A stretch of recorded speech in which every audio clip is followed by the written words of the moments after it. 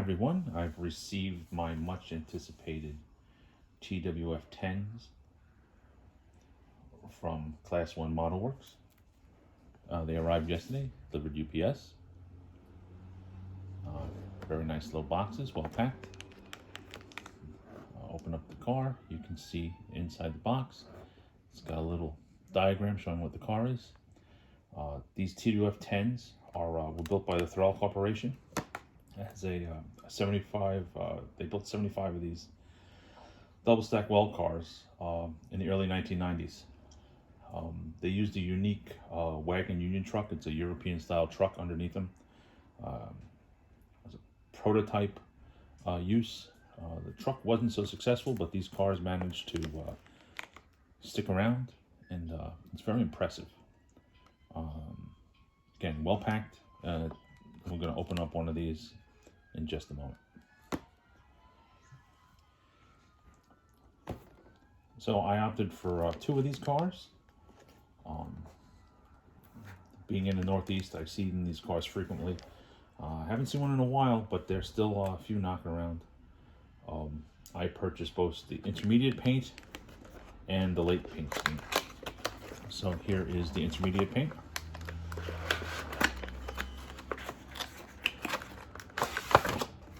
Well packed. I like the box. And the clamshell.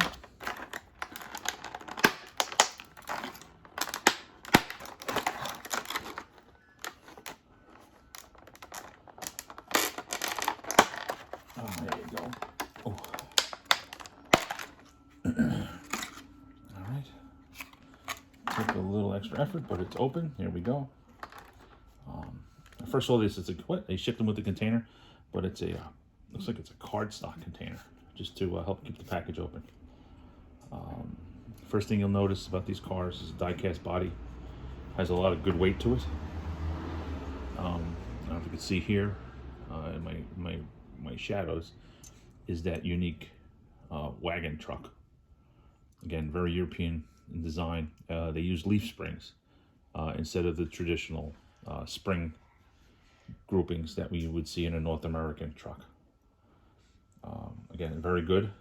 So this one here has got looks like one of the walkways separated in transit. That's an easy fix. Let's go see what the other one looks like.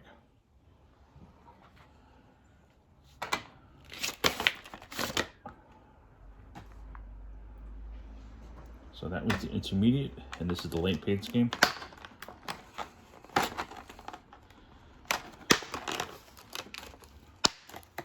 First thing I could see just opening the box, again, this is the later paint scheme. If you see them, any of them around in the train, this is what they currently look like. This one's good, no parts laying, no parts knocked off.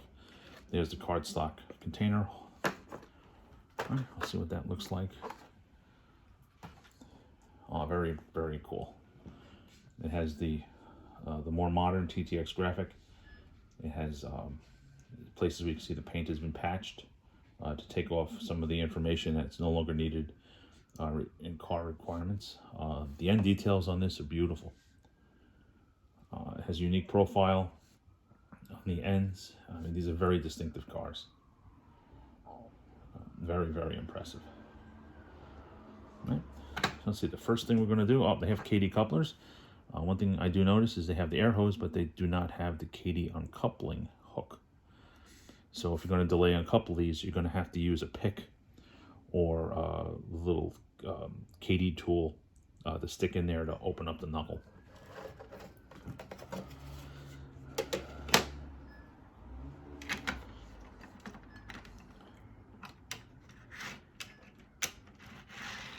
Track very well.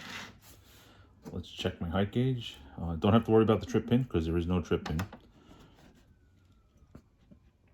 So we can see here the coupler gauge, good, right in the middle. The back side.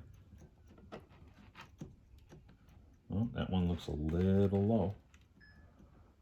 So we'll have to give that a slight adjustment. One thing I like to do is I like to check my wheels for alignment, so using my trusty KD, my NMRA gauge. Wheels are engaged. Very cool. I believe these have the RP25, so I just check for to see if they work here. Yep, it does not drop into the no-go, so that'll be good for standard HO track.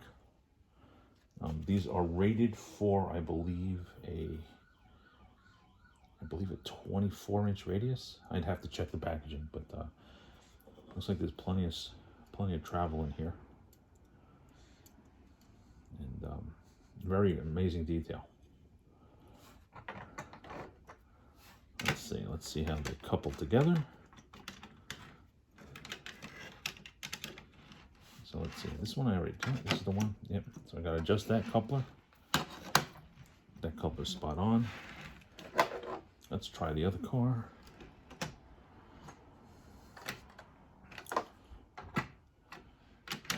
Put that on here. All right. Okay, that works there. And that works there, very good. One thing I like to do with my container cars is I didn't order any containers from class 1, just because like a lot of us monorailers established, we probably have a ton of containers. Not that I don't want their containers, but I just didn't order any this time around. So these are Athearn 20-foot reefer containers. Let's see how they fit. Oh, that's beautiful. They drop right in. No interference on the sides. The pins on the container, they drop right in. They're locked in place. Very good. Here's a Walters container. Oh. Let's see how that fits. Again, nice room. Fits right in. Even fits the Walters pins. Let's see what else I got. I got a couple of bulk containers. I believe one of these is a Walters and the other one is an old, I forget who it was. I don't know, it was Proto Power, or one of those early companies that made theirs. Oh, again, the locks drops right in. Beautiful.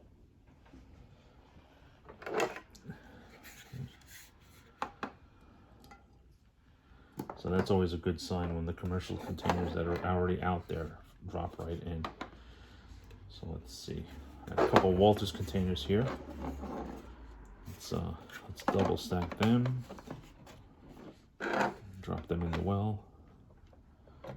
Very impressive. Very impressive. I said minor issue. I have to reattach that walkway, but I'm really overly impressed. Overly impressed.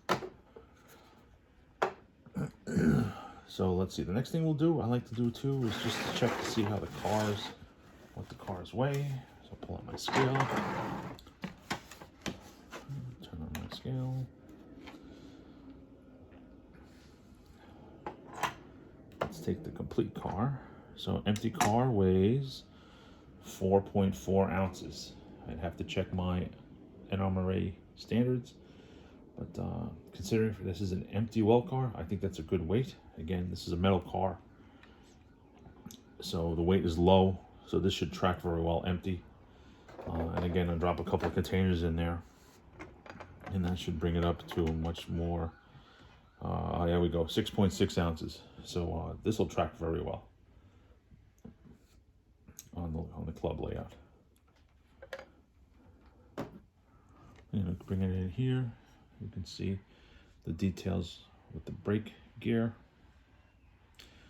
There's the reservoir, the relative cylinders, the AB brake valve, or is it ABCD brake valve? I always get that confused. And on the other end, you can see the accumulator and all the other brake rigging, lifting tabs. Again, because of the way these trucks are constructed, they don't have the typical North American style jacking pads, so they're a little offset. It's very impressive.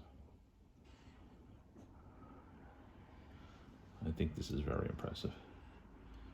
I'm looking at the roller bearings, and like most of the modern manufacturers nowadays, the roller bearings do rotate. That is very cool. You're never going to see it unless you model a derailed train, but there's even underbody detailing where you can see the lap splices and what would have been the pieces to weld up and beef up the frame.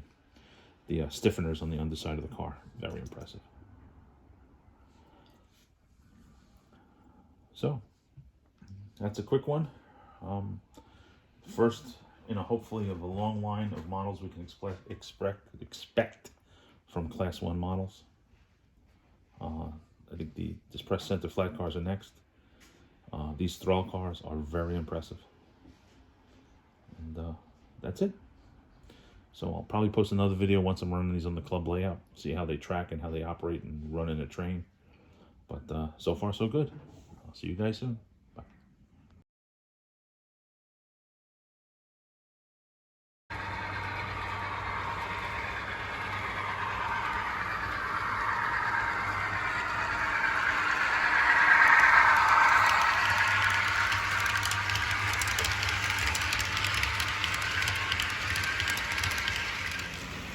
So in summary, the Class 1 Model Works TWF10 well car not only looks good, but it runs well too. Glad to have it as part of my intermodal fleet.